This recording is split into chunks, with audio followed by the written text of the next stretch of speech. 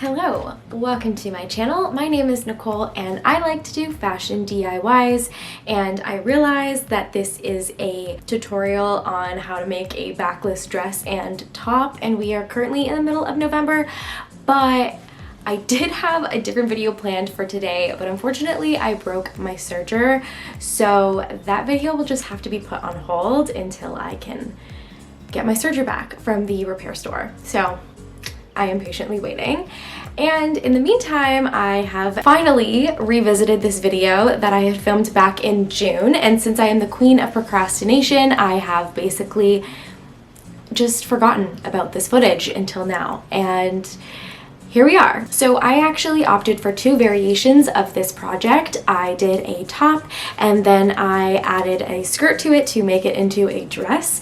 And yeah, so I'm going to show you how to do both variations. And honestly, if you just wanted to do the top variation, it's pretty easy and I would say beginner friendly. Yeah, so we can just get into the tutorial. Okay, so as usual, I am starting by making myself a pattern to work with. I'm working off my body measurements, but I will insert a diagram of the exact measurements I used for reference. Once I have my rough outline complete, I mark my bust point so I can see where to place my dart. Dart should be placed at least 1 inch or so away from the bust point to avoid that pointy nipple look. Then I marked where I want my dart to be and drew a line connecting the two marks before cutting it out.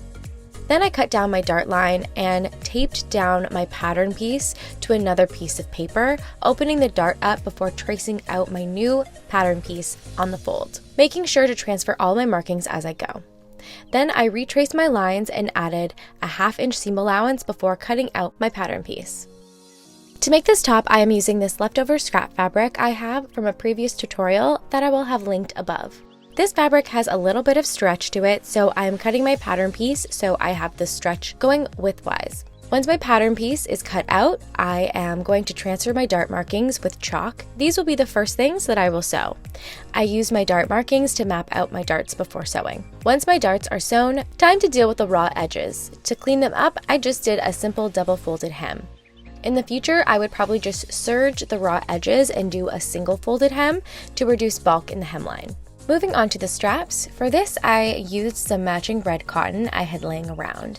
I had to make 2 straps that were long enough to lace up the back and have excess to tie off, so I made mine 55 inches in length, and I also needed to make 4 little loops for the strap to slide through.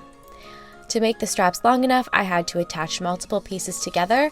I cut the width of these straps as 1 inch. When sewing, I recommend using a zigzag stitch so it doesn't fray as much, or a serger. When flipping the strap right side out, I am going to show you 2 different ways I was able to achieve this. The first method was with a loop turner. This fabric was lightweight enough that my loop turner was actually effective. To use a loop turner, you just slide your tube down and hook the fabric at the top. Once it's hooked, start to pull the fabric through. For the dress, I am using a heavier material, so I had to use an alternative method because I decided to work with denim, which was too thick to use my loop turner with. For this option, I took some rope, but any ribbon you have that is long enough will do, and I sandwiched it in between my strap with right sides together and sewed a zigzag stitch to secure it. Then proceeded to sew my strap shut with the rope on the inside. Then I started pulling the cord down over the secured side to flip it inside out. This was a slow process, but Nugget really seemed to enjoy it.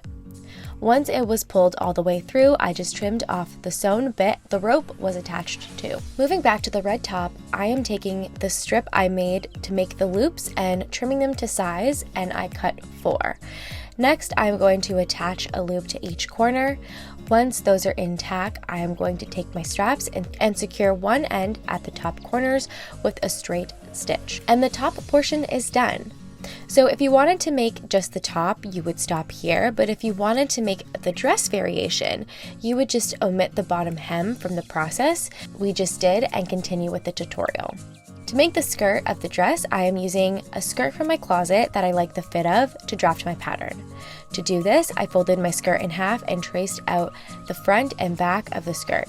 making note of the darts and zipper placement. Then I redrew my pattern with my added seam allowance, darts and hem allowance before cutting. When I was done, I had 2 pattern pieces. To make the dress, I am going to be using this thrifted denim dress as my fabric. I am just going to deconstruct the dress before I start to cut out my pattern pieces. I cut 1 skirt front and 2 skirt back pieces, then I sewed my darts closed on all my skirt pieces and sewed my skirt backs to my skirt front with right sides together. Once that was done, I needed to attach my top to my skirt. To do this, I used a pin to mark both centers since I didn't have any side seams on the top to help me line up the 2 pieces. Then pinned right sides together before sewing. To make the strap that I demonstrated earlier in the video, I used the remaining dress fabric to create 1-inch strips that I ran through my serger right sides together. To finish the dress, I pinned the remaining 2 open sides together and marked where my zipper would end. I would then sew a basting stitch to that point and a regular stitch the remaining way. Then I pinned my zipper face down into the pressed open seam allowance and sewed in place. My last step is to finish up the hem, so I just did a simple double folded hem and my dress was complete. And this is how they both turned out.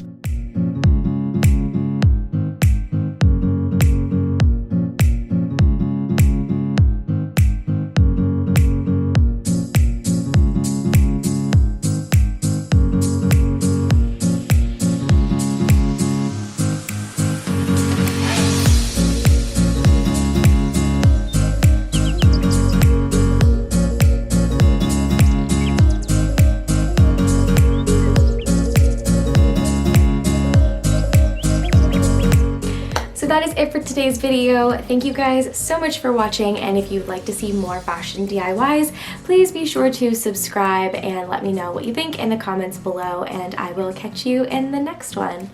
Bye!